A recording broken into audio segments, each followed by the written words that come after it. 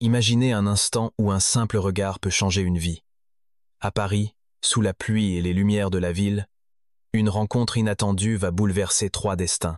Prêt à découvrir une histoire qui touche le cœur, plongez dans cette aventure émouvante et partagez-la avec ceux qui croient en la magie des secondes chances. Abonnez-vous pour ne pas manquer la prochaine histoire qui pourrait vous inspirer. Les rues de Paris vibraient de vie. Les klaxons résonnaient, les pas claquaient sur les pavés mouillés, et les voix s'élevaient comme un vent doux entre les immeubles haussmanniens. L'hiver s'était installé tôt, drapant la ville d'un voile de givre. Mais sur la terrasse d'un café chic près de la Seine, le temps semblait suspendu. Étienne, 30 ans, était assis seul à une table d'angle. Son café refroidissait. Intouché. Ses yeux, cachés derrière des lunettes élégantes, fixaient l'horizon. Il portait son succès comme une armure. Costume sur mesure, chaussures brillantes, une présence qui attirait les regards. Pourtant, sous cette façade, il se sentait vide, immobile, comme noyé dans un silence intérieur. Paris bougeait, mais lui restait figé. Il venait souvent ici, non pour le café, mais pour se perdre dans la foule, cherchant un calme étrange qui apaisait son cœur engourdi. Son téléphone vibra sur la table. Il l'ignora. Soudain, une petite voix tremblante perça son isolement. « Monsieur, s'il vous plaît, juste 10 €. Étienne cligna des yeux et baissa le regard. Un petit garçon, pas plus de 4 ans, se tenait là, frissonnant dans un manteau trop fin pour le froid. Ses baskets, trop grandes, glissaient sur ses pieds. Dans une main, il serrait un chiffon déchiré. L'autre était vide. « Je peux cirer vos chaussures, » dit-il, la voix pleine de courage. « J'ai juste besoin d'acheter du pain pour ma maman. » Étienne observa l'enfant, intrigué, comme s'il cherchait à savoir si c'était vrai ou un jeu. Ses chaussures, déjà lustrées ce matin, reflétaient les yeux suppliants du garçon. « Où est ta maman ?» demanda-t-il, d'une voix neutre. L'enfant hésita, puis pointa un doigt couvert de saleté vers l'autre côté de la rue. « Là, bas. Elle n'a pas mangé depuis 2 jours. » Étienne suivit la direction indiquée. Près d'un bac à fleurs saupoudré de neige, une silhouette était affalée contre un mur. Une jeune femme, à peine plus âgée qu'une adolescente, les cheveux blonds emmêlés tombant sur son visage. Son manteau était ouvert, usé, et une chaussure manquait. Elle ne bougeait pas. Étienne la fixa un instant. Tout autour, les voitures, les passants, le froid, sembla s'effacer. Le garçon, prénommé Théo, tenait toujours son chiffon, debout, fier, comme si mendier n'était pas une option, seulement travailler. Étienne regarda son café froid, puis les yeux de Théo. Il ne demandait pas juste de l'argent. Il demandait d'être vu. Quelque chose remua en lui, une étincelle qu'il n'avait pas ressentie depuis longtemps. Il avait vu la pauvreté à la télévision, dans des rapports, par la vitre d'une voiture, mais elle était toujours loin. Maintenant, elle avait un visage, une voix tremblante, un chiffon dans une petite main, et une femme effondrée sous le poids d'un sacrifice silencieux. Sans un mot, Étienne suivit Théo de l'autre côté de la rue.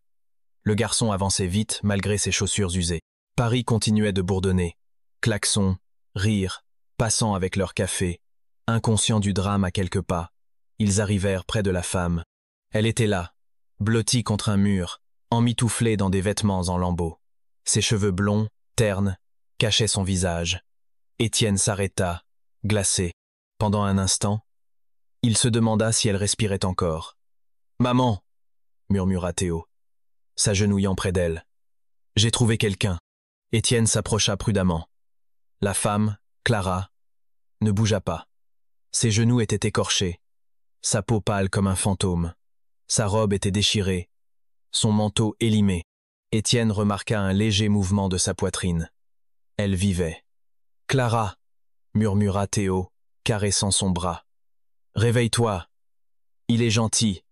Il va nous aider. » Étienne hésita. Ce matin-là, il venait de quitter une réunion pleine de chiffres et de stratégies. Il n'avait jamais fait ça. Mais quelque chose dans la fragilité de Clara, dans son abandon total, le poussa à agir. Il ôta son manteau en laine et le posa doucement sur elle. Son corps était glacé. Un faible gémissement échappa à ses lèvres. Étienne entrevit un visage délicat, des lèvres bleues de froid. « Qui ?» murmura-t-elle. « Tout va bien. » dit Étienne doucement. Vous avez besoin d'aide. J'ai appelé une voiture. Non, Elle tenta de se redresser mais s'effondra. Étienne la retint, un bras sous son dos. Elle était si légère. Vous allez à la clinique, dit-il fermement mais avec douceur. Ne discutez pas, reposez-vous. Théo serrait la main de sa mère, ses grands yeux fixés sur Étienne. Elle n'a pas mangé depuis vendredi, dit-il, la voix claire. Étienne regarda l'enfant, puis Clara. Sa main tenait toujours celle de Théo, protectrice, même dans cet état. Un taxi s'arrêta. Étienne souleva Clara, son corps si léger qu'il semblait flotter. Sa tête reposa sur son épaule. Les passants ralentissaient, certains filmaient. Étienne les ignora. Il ouvrit la portière, aida Théo à monter, puis s'installa avec Clara, dans ses bras. « Clinique Saint-Joseph, vite, triple tarif », dit-il au chauffeur.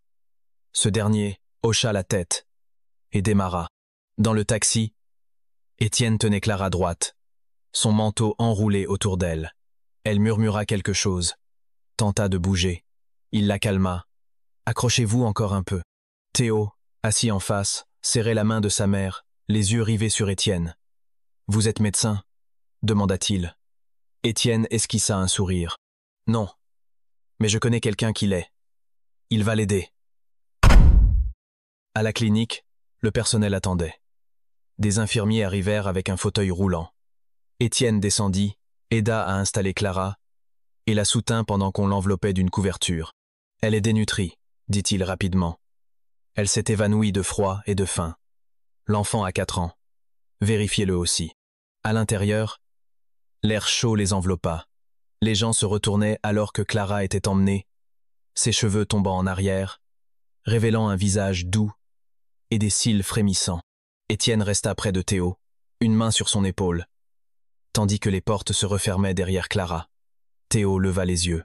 « Ils vont la guérir ?» Étienne s'agenouilla à sa hauteur. « Ils feront tout ce qu'ils peuvent, et moi aussi. » Une infirmière, derrière le comptoir, observa cet homme en costume à côté d'un enfant en haillons. Elle essuya une larme. Dehors, Paris continuait de rugir. Mais pour la première fois depuis longtemps, Étienne s'était arrêté, et quelque chose, au fond de son cœur, commençait à s'éveiller. Dans la chambre d'hôpital, une lumière froide bourdonnait au plafond. L'odeur d'antiseptique flottait dans l'air. Clara cligna des yeux, ses paupières lourdes, son corps engourdi comme si elle nageait dans de l'eau épaisse. Où était-elle? Puis elle vit la perfusion dans son bras, la couverture bleue sur ses jambes, et une salle d'attente derrière une vitre. La panique monta. « Théo !» s'écria-t-elle, essayant de se redresser. Une vague de vertige l'arrêta. « Il est juste dehors. »« Il va bien ?» dit une voix calme. Clara tourna la tête. Un homme était assis près de son lit, les mains jointes, vêtu d'un simple pull. Il semblait à la fois discret et sûr de lui. « Qui êtes-vous » demanda-t-elle, la voix rauque. « Avec la police ?»« Non, » répondit-il doucement. « Je suis juste quelqu'un qui a vu votre fils essayer de cirer des chaussures pour 10 €, pour acheter du pain. » Les mots la frappèrent. Elle resta muette. Son esprit lut temps pour comprendre. « Je l'ai suivi jusqu'à vous, » continua-t-il. « Vous étiez inconsciente. J'ai appelé de l'aide.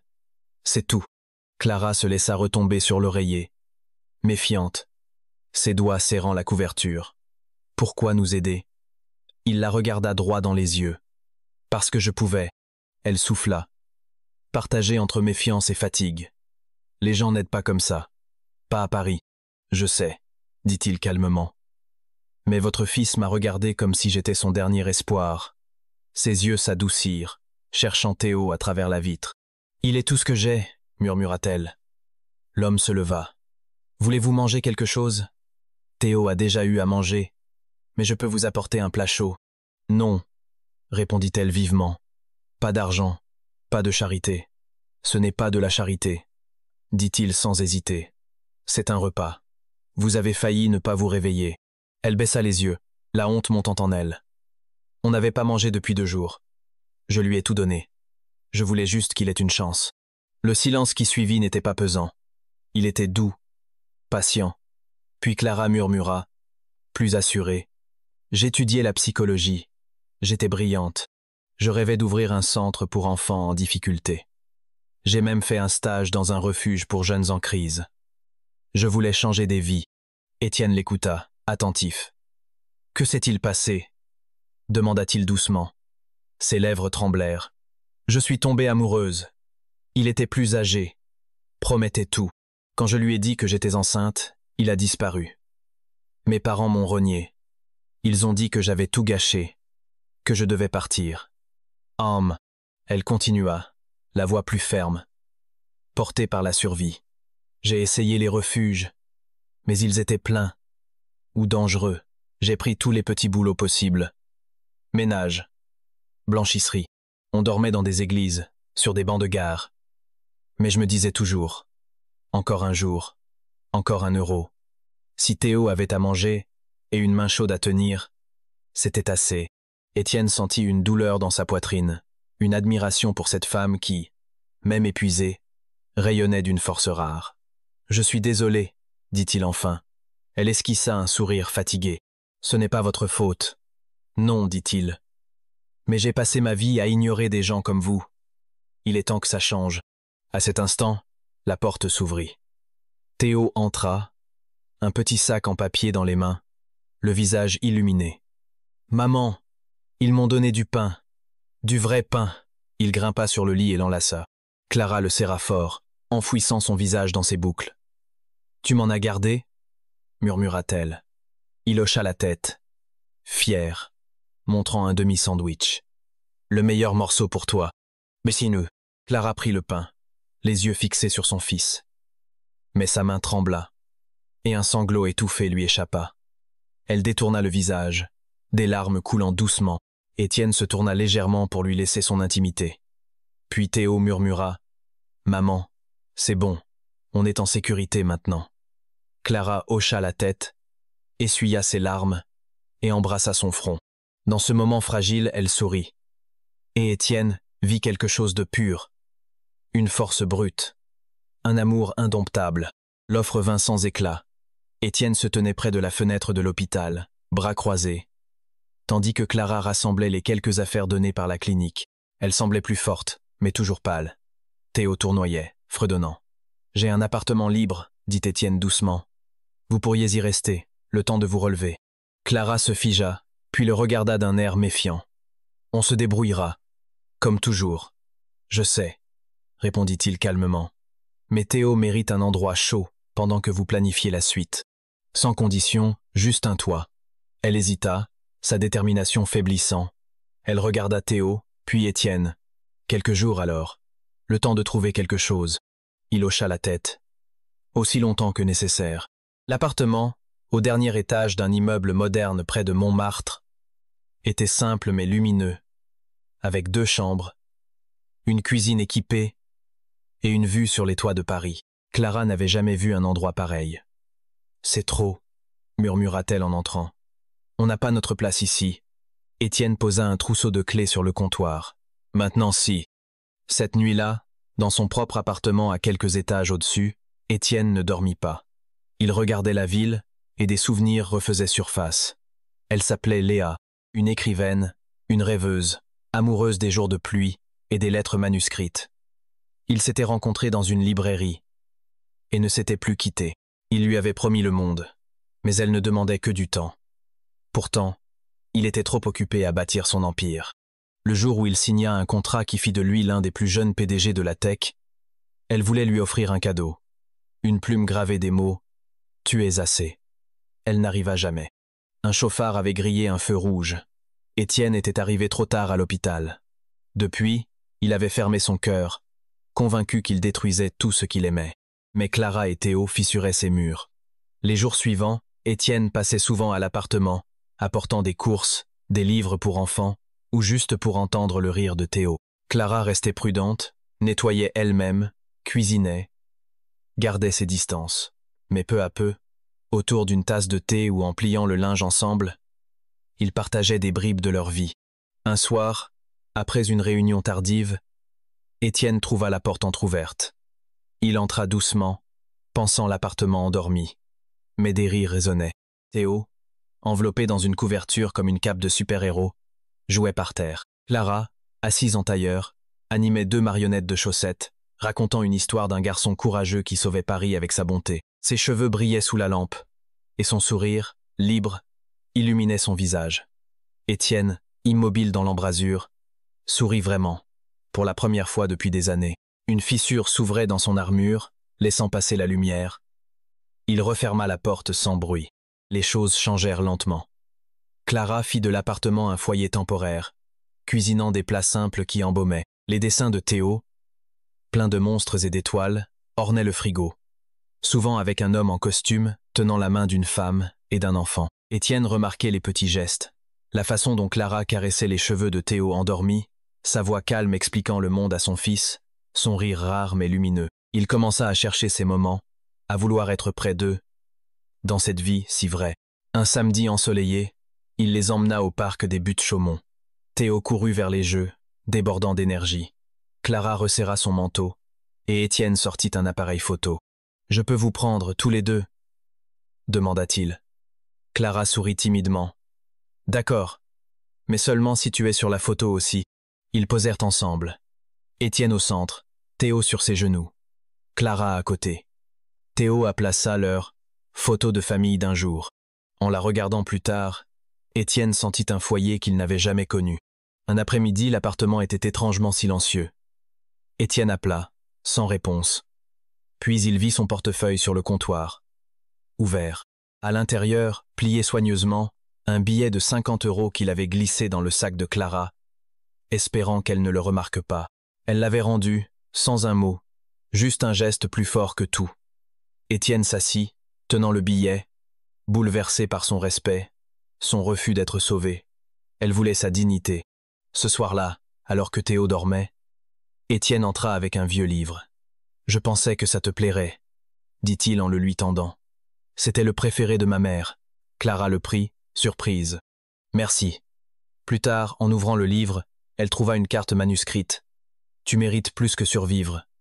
Tu mérites d'être vu, entendu, aimé. » Elle fixa ses mots, les doigts tremblants. Et pour la première fois, elle osa espérer. Pour elle aussi. Le drame arriva sans prévenir. Un matin clair, alors que Paris s'éveillait, on frappa à la porte du bureau d'Étienne. « Camille est là. Elle dit que c'est urgent », annonça la réceptionniste. Camille, une amie d'université et investisseuse, entra, élégante, mais son sourire cachait une curiosité acérée. « On raconte que tu joues les héros », dit-elle en s'asseyant sur le bureau. « Une femme et son enfant chez toi ?» Étienne se crispa. « Ça ne te regarde pas. » Camille rit. « Allez, Étienne, c'est quoi ton projet? Te racheter une conscience ?» Il se leva, glacial. « Arrête. » Mais Clara avait tout entendu. Venue apporter un repas à Étienne, une soupe dans un tupperware avec un smiley dessiné. Elle se tenait près de la porte. Les mots la transpercèrent. Projet, femme sans abri, culpabilité. Elle posa le repas sur le comptoir de l'accueil et partit sans bruit. Dans l'appartement, elle fit ses bagages, méthodique, engourdie. Elle écrivit une note. « Merci de m'avoir sauvé. Mais je n'ai pas ma place dans ton monde. » Théo, serrant son ours en peluche, demanda « On part encore, maman ?» Elle hocha la tête. « Juste pour un moment, mon cœur. » La pluie tombait, d'abord fine, puis torrentielle. Étienne rentra tard, avec une idée, offrir à Clara un rôle dans un projet communautaire de sa fondation. Mais l'appartement était vide. Il vit la note, la lut, et s'effondra sur une chaise. Puis il se leva, attrapa son manteau et courut sous la pluie, criant son nom, demandant aux passants. Rien. Il vérifia le métro, l'arrêt de bus, la boulangerie où Théo aimait les pains au raisin. Toujours rien. Enfin, sous un pont près du parc Monceau, il les vit. Deux silhouettes blotties. Clara serrait Théo, ses cheveux trempés collés à son visage. Étienne s'arrêta, le cœur battant. Elle leva les yeux. Leurs regards se croisèrent. Pour la première fois, Étienne, l'homme des affaires, n'avait pas de mots. Juste une douleur et un plaidoyer muet. Clara se leva lentement, protégeant Théo. Étienne avança, puis murmura dans la pluie. « Ne pars pas, s'il te plaît. » La pluie ruisselait, le ciel était gris, les lampadaires projetaient des ombres. Clara, trempée, serrait Théo endormi sous sa veste. Étienne s'approcha, à genoux, son manteau collé à lui. « Tu n'as pas ta place dans mon monde, » dit-il, la voix brisée. « Tu es mon monde. » Ces mots la secouèrent. Elle secoua la tête, les larmes se mêlant à la pluie. « Étienne, tu ne sais pas ce que tu dis. Tu as une vie, un nom, un avenir.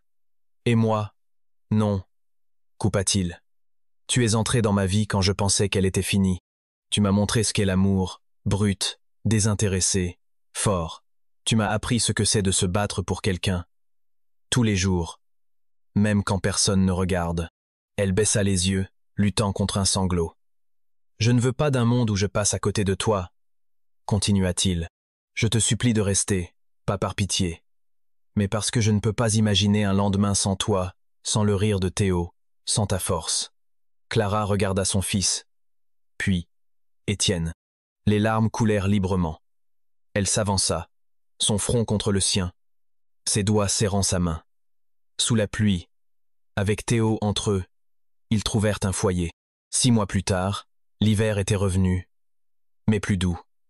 Dans un centre rénové pour mères célibataires, près de la Bastille, la chaleur venait des gens, des rires d'enfants résonnaient, l'odeur de café et d'espoir emplissait l'air. Clara, les cheveux brillants, dirigeait le lieu avec grâce, vérifiant des formulaires, aidant un enfant à ramasser un biscuit tombé.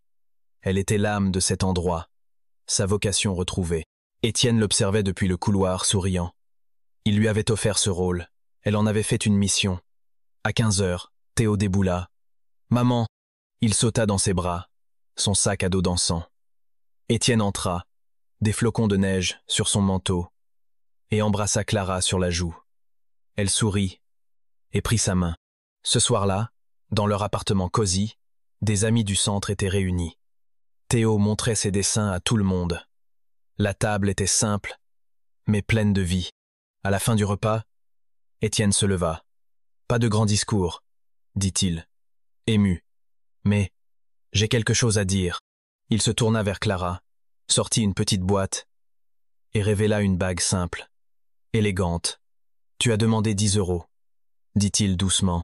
« Laisse-moi passer chaque jour de ma vie à construire un foyer avec toi. » Clara, les larmes aux yeux, hocha la tête. « Oui, 1000 fois oui. » Théo applaudit. « Dis oui, maman. » La pièce explosa de joie, mais Étienne ne voyait qu'elle. Plus tard, sous la neige légère, ils marchèrent, Théo entre eux, chantonnant. Ils passèrent devant le café où tout avait commencé. Ce n'était plus une simple rue, mais l'endroit où un petit garçon, une mère courageuse et un cœur brisé avaient créé une famille. Cette histoire vous a ému? Elle nous rappelle qu'un simple geste peut changer des vies. Abonnez-vous à Histoire qui touche l'âme pour découvrir d'autres récits d'amour, de résilience et de moments qui transforment tout. Likez, commentez, partagez. Quelqu'un, quelque part, a besoin de croire à nouveau en la magie des secondes chances. Dites-nous dans les commentaires de quelle ville ou pays vous regardez l'histoire. Nous sommes curieux de la savoir. À bientôt pour la prochaine histoire.